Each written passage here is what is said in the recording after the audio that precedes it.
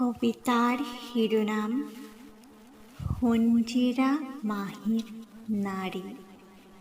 কবি কেশৱ মহন্ত। ভালেদিন হৈ গ'ল জিলালৈ অহা নাই সঞ্জীৰা মাহী, যাৰ মুগাৰ মেখেলা পিন্ধা উদং ভৰিত খম খম খোজ, যাৰ ব্লাউজ নোহোৱা দেহা কেৱল ৰিহাৰে থকা মাগুৰ বৰণ, যাৰ পুৰুষৰ মন গ'লে বুলি জুই লা গলাই লেপি ক'লা কৰা তুয়ো পাৰি তাত, যাৰ ফটাকানি সোপাহীন কেৱল চুলিৰ খোপা, কলডিলহেন আৰু উৰণিৰে থকা, কাৰোবাৰ জীয়েকৰ চাদৰ ববলৈ তৰা যি তাঁতখনি, সঞ্জীৰা মাহীজনী তাৰেই শিপিনী।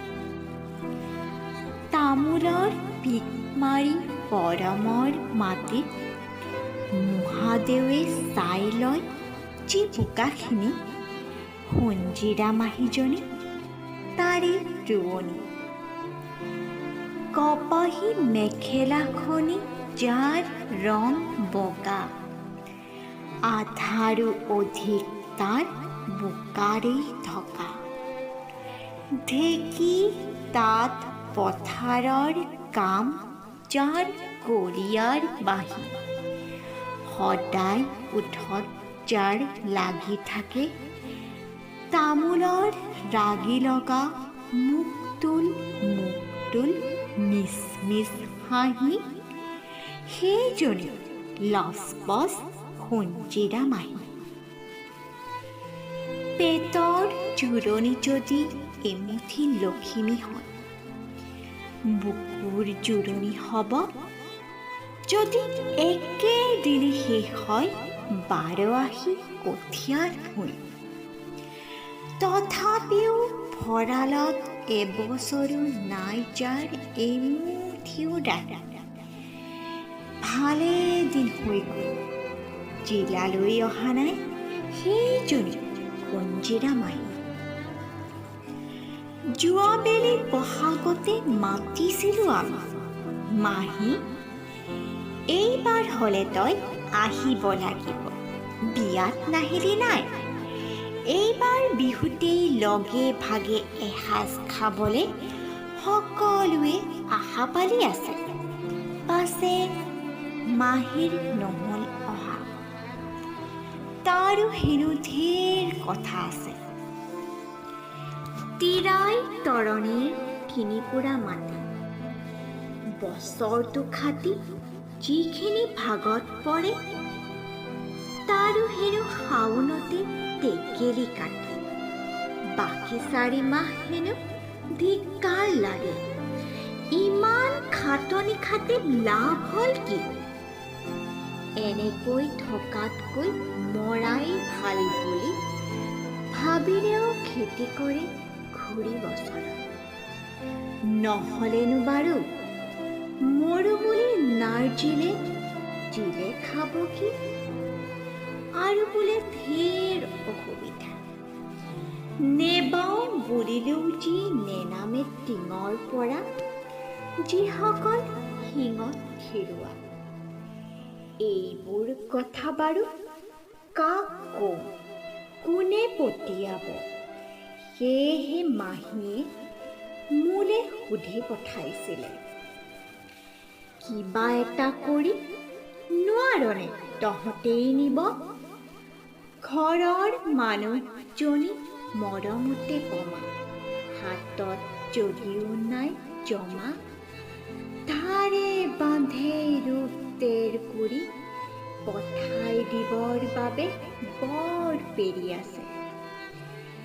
ৰাতিৰ কলেজ পঢ়ি BA পাছ কৰা আৰু পিয়নৰ জলং এৰি কেৰাণীৰ কলমত ধৰা এবছৰো হোৱা নাই জানা। দৰমহা সৰ্বমুঠ ৯৭ টকা ৮ অনা। ২৫ ত্যাগী যোৱা বয়সৰ ৬ বছৰ হ'ল। ৩-৪ বছৰৰ তিতা গেহা খাই আই বৰ মন গ'ল পুতেকৰ ঘৰ পাতি দিয়ে। সেয়ে হাতত যদিও নাই জমা, বিয়াৰ ধাৰো নাই কমা। তথাপিও ঘৰৰ মানুহজনী মৰমতে পমা। নিতান্ত নগণ্য এই সামান্য ১.৫ টকা, সি কিনো কথা। প্ৰফেচৰ যদিও বা একেলগে পঢ়া শ্ৰী দীননাথ বৰা। তেওঁৰ হাতৰে পৰা আনিবওতো পাৰোঁ সেই সামান্য ১.৫ টকা। এনেতে হঠাৎ চকামকা দেখা পালোঁ সোণজিৰা পাহি। হাঁহি হাঁহি সুধি দিলোঁ, টকা পালি ক'ত? তত লব পাই থিতা দহে খালি টকা টকা। দেখা থাকি কথা কোৱাত পকা, মাহীজনীক দেখা নাই কাহানি চকু পানী টোকা। সেয়েহে সুধিলোঁ, মাহী আজি দেখোঁ কথাবোৰ থোকা-থুকি তোৰ মোৰ বুলি কান্দিলে মাহী আৰু ক'লে, বিয়াটো নহ'ল অহা। কোনদিনা চকু মুদো তাৰো ঠিক নাই। তাকে ভাবি আহিবলৈ উচ-পিচ লাগি তোকেই খুজিলোঁ টকা। তথাপিও চিন্তা হ'ল, তই জানো ধাৰ কৰি ধন দি পঠাৱ। সেই ভয়তেই সোণৰ কাৰণে থোৱা মাচুলখিনিকে মোহাৰৰ পৰা গৈ জোকেৰে আনি সোণক বঢ়াব লাগে। মোহাৰৰ এই আশা ৰাখিবৰ বাবে বৰ ল'ৰা দেউতাকনক পৰৰ ঘৰত নি হাদুৱা ৰাখিছোঁ। তাৰো আৰু কিবা হয়তোবা ক'বলৈ আছিল। এনেতে আহিল এই মাত্ৰ ৰেডিঅ'ৰ সংবাদ লৈ শ্ৰী দীননাথ বৰা। একেলগে স্কুলত পঢ়া। পাইছনে কংগুৰ খবৰ? লুমুম্বাৰ মৰা পোনাটিক চাবলৈ নিদিলে সিহঁতে। পলিন লুমুম্বাজনী শোকতে বাউল। মাহীজনী থৰ লাগি ৰ'ল। কংগু কি লুমুম্বা কোন, খাইনি কাণত পিন্ধে মাহী নেপায় একো গম। একমাত্ৰ এষাৰ কথাই বাৰে বাৰে আছে খুন্দিয়াই, কোন এই মৰা কেঁচুৱাটি? কোন তাৰ মা? তাৰ পিতাকেই বা কোন? জানোবা সিহঁতো মোৰে কোনোবা আপোন?